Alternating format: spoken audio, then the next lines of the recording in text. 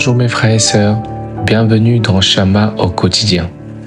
Aujourd'hui, nous lisons l'Évangile selon Marc, chapitre 1, versets 40 à 45, sous le thème « Jésus le Seigneur plein de compassion ».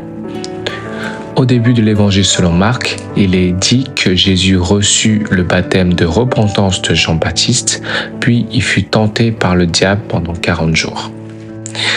Ensuite, il appela ses disciples qui laissèrent tout pour le suivre. Jésus commença alors à servir dans la région du lac de Galilée. Il chassa les démons, guérit les malades et enseigna la parole de Dieu.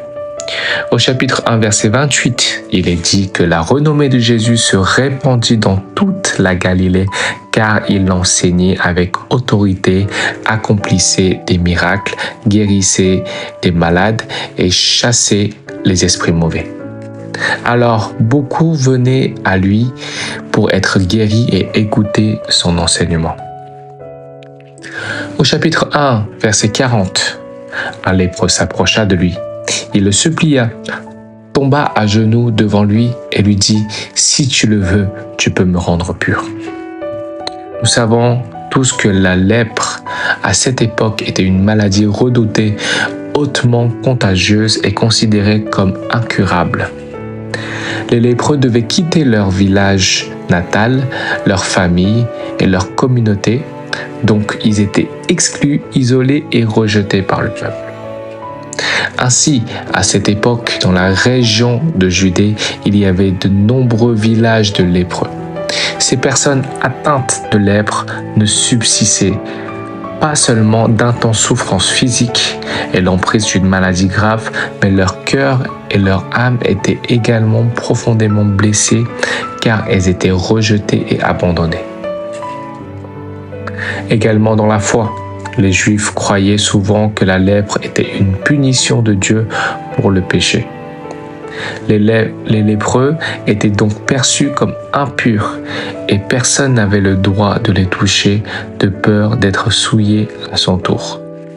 C'est pourquoi, à cette époque, ces lépreux formaient un groupe de personnes qui souffraient dans tout leur être, que ce soit le corps, l'âme et l'esprit, sous un fardeau immense de douleur et d'oppression. Au verset 41 et 42, il est écrit « Jésus prit de compassion pour lui, tendit la main, le toucha et lui dit « Je le veux, sois pur. » Aussitôt, la lèpre le quitta et il fut pur. Dans le verset 41, Jésus prit de la compassion pour lui. Le mot « compassion » dans le texte original signifie un mouvement profond des entrailles, une empathie intense. Jésus voit la souffrance intérieure de cet homme, pas seulement sa maladie, mais sa solitude, son humiliation, son exclusion. Alors il étend la main, le touche et le guérit. Mes chers frères et sœurs, prenons le temps de réfléchir. Jésus n'avait pas besoin de toucher le malade pour le guérir. Une seule parole aurait suffi. La puissance de guérison aurait suffi à couvrir ce maladie et sa lèpre aurait été guérie. Mais ce geste de sa main avait une signification puissante. Il symbolisait l'accueil, la consolation et l'amour. Ce toucher était un acte de restauration. Jésus, en le touchant, réintégra dans la dignité celui que le monde avait rejeté. Ce passage nous enseigne deux choses. Premièrement, sommes-nous prêts à agir comme Jésus? Sommes-nous disposés à tendre la main vers ceux que la société rejette, vers ceux qui nous semblent difficiles à aimer ou que nous préférions éviter?